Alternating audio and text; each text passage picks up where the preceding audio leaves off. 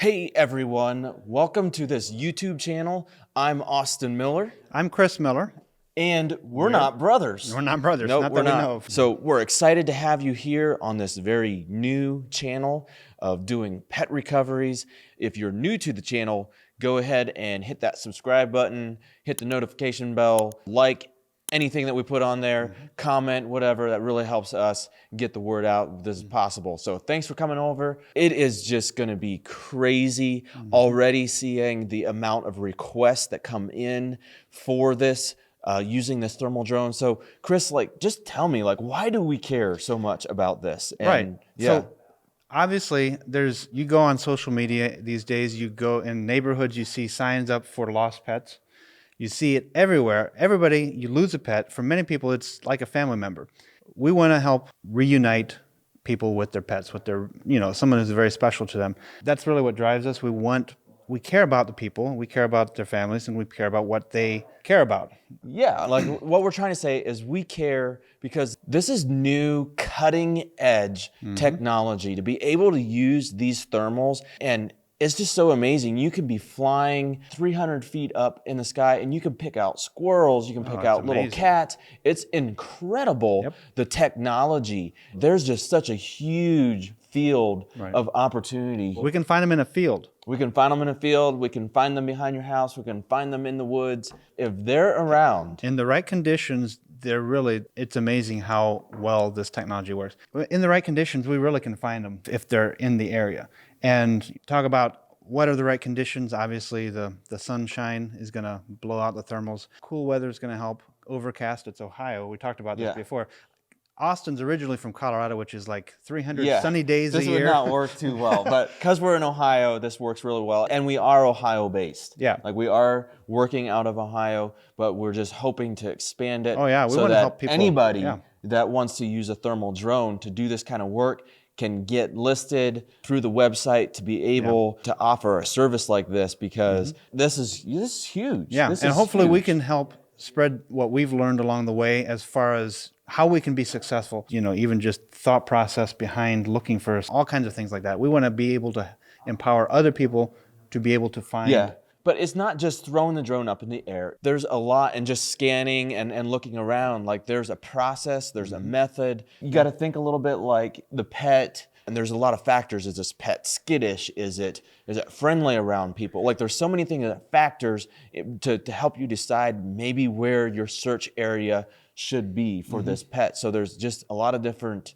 dynamics in play with it that makes for some things to be complicated. But man, I've just been so impressed. So we talk about getting into this, and it's just only been, a couple months. It feels like a long time in coming to get to this point where we're actually sitting in the studio, actually recording this. Chris and I have been doing some other video business together, but when this opportunity came to use the thermal for pets, it just really started to click together, really fit well, and we were just really excited to be able to offer this as a service to help people, to do, of course you come out and do this for work, for a job and stuff, but when you connect that with such a huge opportunity to help people in a time of need, they've essentially lost a member of their household, and so to be able to do everything possible, to use every tool out there possible to help you locate your pet, that's what we're all about. Right.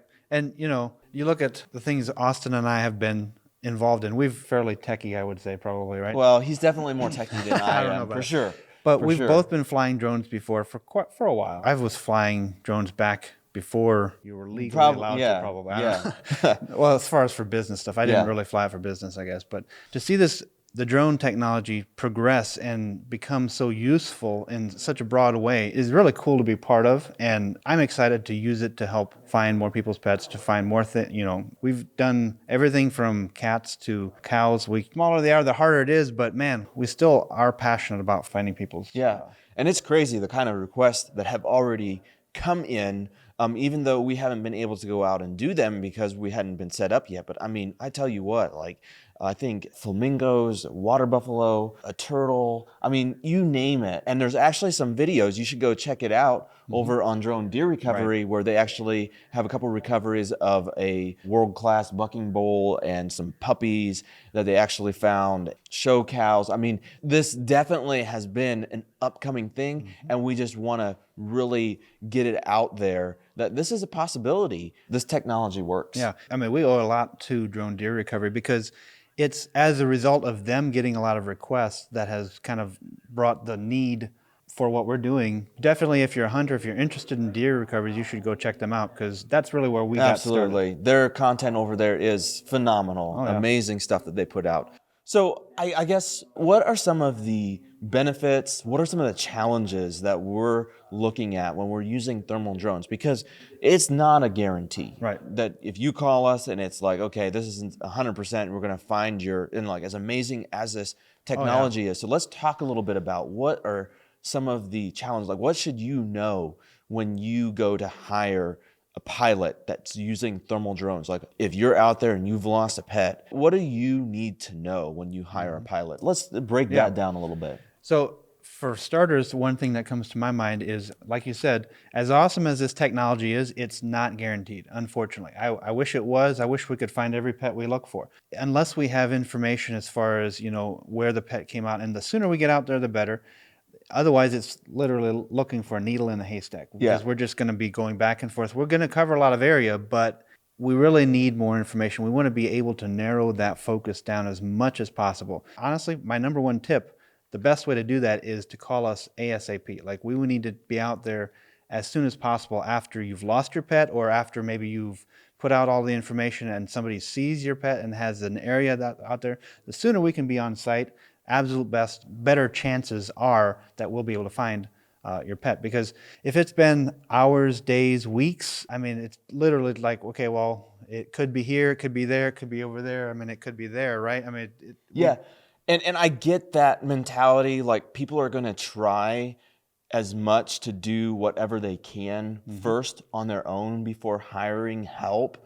But you got to realize that the longer you wait, I mean, we just had an incident a couple weeks ago where there was a dog we were looking for that ended up about a week and a half later was found 8 miles from the place that it had escaped. Like, how do you canvas an 8-mile radius with a drone? Like, that is where even the with challenges, a drone, that's just not. That's where the challenges come in. So if you can get a drone out there within a couple hours, or at least within 12 hours or 24 hours of your last sighting, it doesn't have to always be the escape time, but if you have a sighting and then you'd be like, yes, you can narrow that search area down, then your percentage and your chance of finding this animal are going to go way up. But if it's like this pet has been lost for a number of days and you haven't had any reported sighting, it gets a little bit more of that needle in the haystack type thing. And so that's definitely the number one tip. Like, you have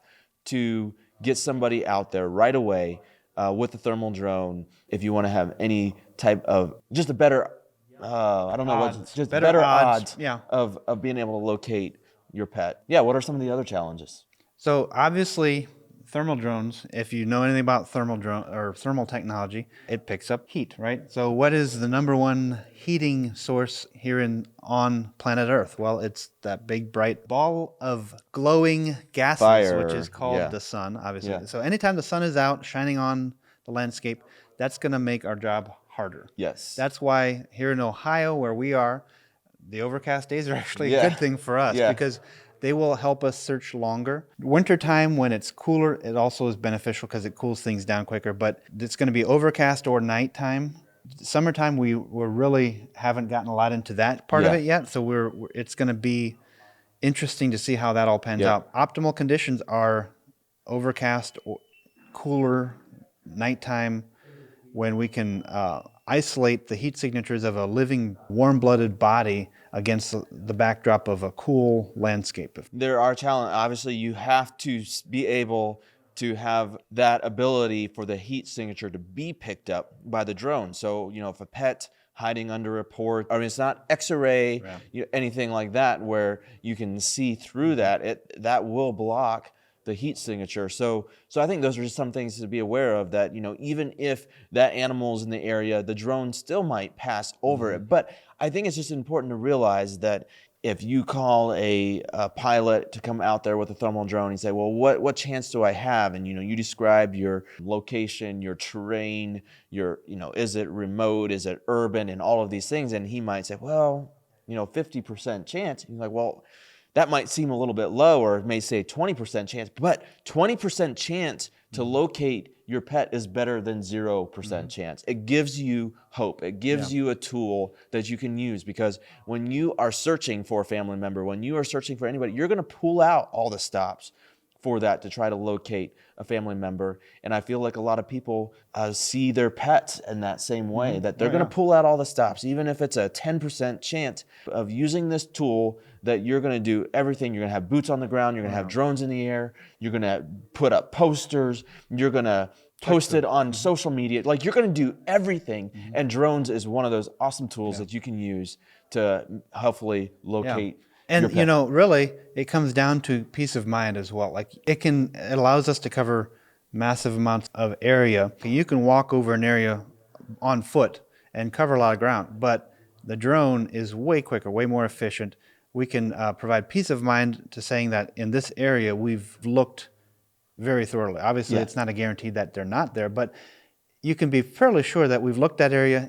They're probably not there. Yeah. Well, I mean, just take, for example, one we did a couple weeks ago was looking for a dog in a cornfield. That is so easy to search through a cornfield. I mean, we canvass acres and acres of corn, and we could tell the pet owner of that dog that we are very positive that it's not in there. And so she said that it kind of gave her direction of changing her focus because she was convinced that that dog was in the cornfield, to where she was able to change her focus and search in other areas. So even though we didn't find the dog, we were able to eliminate huge areas of land that could kind of help change the focus in the area where they are searching. Obviously, one of the other challenges, you kind of briefly mentioned it, is trees. So some of our searching has been in more of a suburban environment, where we have a lot of residential areas. It's not wooded. Like during the middle of the summer, especially, if we have a wooded area with a lot of leaves on the trees, we can't see through the leaves. Like you said, it's not X-ray. We can't see past that. And so obviously there's some distinct disadvantages to some of that in a wooded area during the middle of the summer. But even in that case, like depending on how thick it is, we might still be able to do some level of search. But in like a suburban environment, we're able to often look around those areas in parks. We'll really do what we can to mitigate those risks, but we really do have some limitations with what we can do. Yeah, and I think that's just you understanding your pet, knowing what the personality of your pet's going to be. Is it going to go into the woods and try to find cover and hide and try to be secluded? Or is he going to be out roaming around, walking on the sidewalks, going from place to place? In those things, you're, like Kris said, in the summer, you're going to have 10% or 15% chance of actually seeing them through a heavy wooded area, where there's leaves on the trees. Because, of course, that's what we expect in the summer, leaves on the trees. You don't expect the winter. So in the winter, when winter comes and the leaves are off, then you all of a sudden take that from like a 10% to like 95% chance, because it's so easy to scan through woods when the leaves are off. And the contrast in the winter obviously is much better for thermals as well, because you get cooler environment, so the landscape's going to be cooler, cools off quicker, those kinds of things. No leaves on the trees. Gets dark earlier, so we're not necessarily having to wait till the middle of the night to search. There's a lot of advantages in the winter. And obviously, in many cases, that's when it's a little more worrisome if your pet's missing, because if it is cold, you don't want your pet out in the cold all the time. So today we are going to talk about... We're going to talk about some of our failures, actually. And what we've learned. So failure is not really failure unless you didn't learn something, right? Like failure is just learning. It's education. And so we expect in life that we're going to fail a lot, in the sense of we're not going to be successful with what we intend to do. The way we redeem that is we learn from it. And so that's what we're going to do here, is we're going to learn from our failure. Yeah, and I think it's important to point out here that these failures that we're going to talk about, two particular recoveries that we tried. One was a dog and one was a cat. And we're just going to talk a little bit about some of the complications that maybe we had on our end, but not only just our end, but maybe something that you as a pet owner, when you lose a pet, maybe some things that you can actually do to up your chance or your odds of actually being able to use this service as a thermal drone. And so we're just going to talk about this a little bit because I think it's important to realize that this is an amazing piece of technology that you can use. You can canvas large areas, but the limitations that we're going to talk about, I think, will be really educational as we move forward here. So let's dive right into this. So we had this job with this call come in a couple weeks ago where we were in kind of an urban setting. It was a Bernese Mountain Dog that had gotten out on her way to the vet for a visit.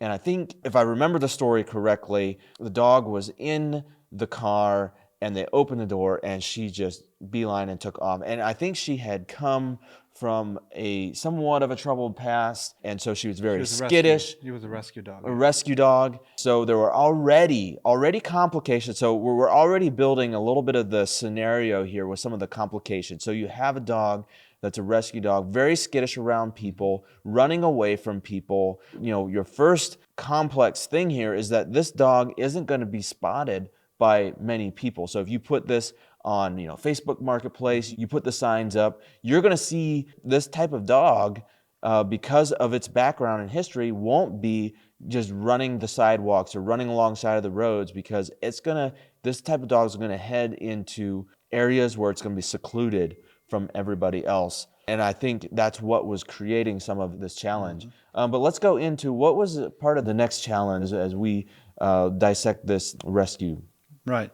So one of the main challenges with this whole thing is really the lack of being able to narrow down an area to look, because if we don't have something to go on, it's literally looking for a needle in a haystack. We just got to start on one end and cover a lot of ground. And sometimes that can work. That can be okay and give peace of mind to folks if we're wanting to cover a lot of ground as kind of a last resort effort. That can be okay. But really, in this case, the sooner we could have been out there to looking would have increased the odds of us finding her. So basically, what we always talk about a lot is you lost your pet, especially with someone with a pet that is skittish like that, it doesn't like people as much. You need to call us ASAP. We need to be able to come out as soon as we can, get that drone flying, narrow down the radius, if you will, of the possible locations where this pet can be, and that will just increase the odds of us finding it. The longer time that goes, the less likely we're able to find it, I think. So we got there that night. We set up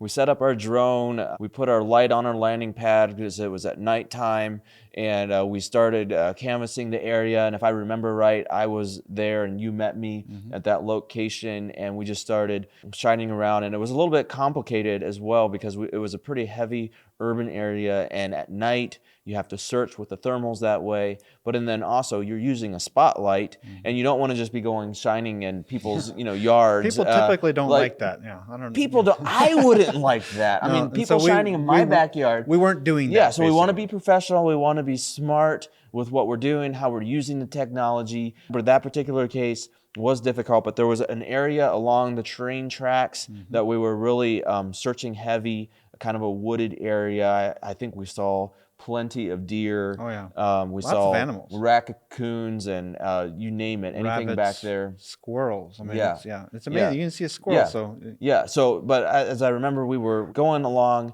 We moved then to a different location to try to keep expanding our search area. We're not coming up with anything that night. It was just really challenging. We actually found out then about a week later that the dog had been found. From the time that it first escaped to the time that it had got returned back to its owner, I think was around a week and a half. And they said that dog traveled 8 miles. That's crazy. That's crazy to me. A dog that's lost traveling 8 miles, that is insane. That just surprised me. Obviously, that dog must have been going through some sort of trauma. I don't know what would drive. I guess I don't understand all the psychology behind all of that, but that's one of the factors at play. Like, We've also looked for old dogs who aren't as mobile. Well, they're not going to go as far. This was a younger dog, I believe. Yeah. And so a lot more energy and all of those things Austin mentioned as far as the traumatic experiences and the skittishness and the fear of people probably contributed to spurring that dog on to being, out of the area pretty quickly. So there again, like we left that scenario there with the owner that, we're going to have to call it. We had been searching for 3 or 4 hours or whatever. We really felt good about the area that we covered, but we just kind of left it that they had spotted this dog before, but she's so skittish that she would just run away. And so even if they would spot her, it would make it complicated. So we left it that if you get any sightings, we'll try to be out there within hours of that sighting and start that search area. And then if we do find the dog, one of the things that we're committed to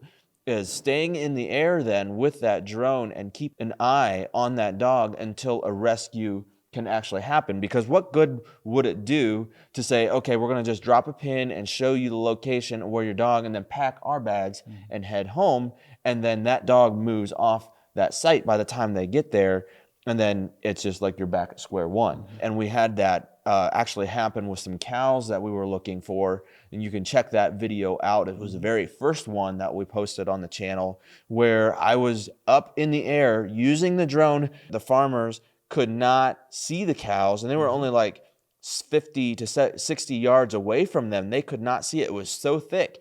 But I was up here with the drone, and I would just follow the cows right over top of them. And so they could look up at the drone and kind of see where these cows were going to come out at. And so even in that, like after we located them, the drone was still a very useful tool because they could kind of follow the drone around. We eventually were able to get those cows back in their pens.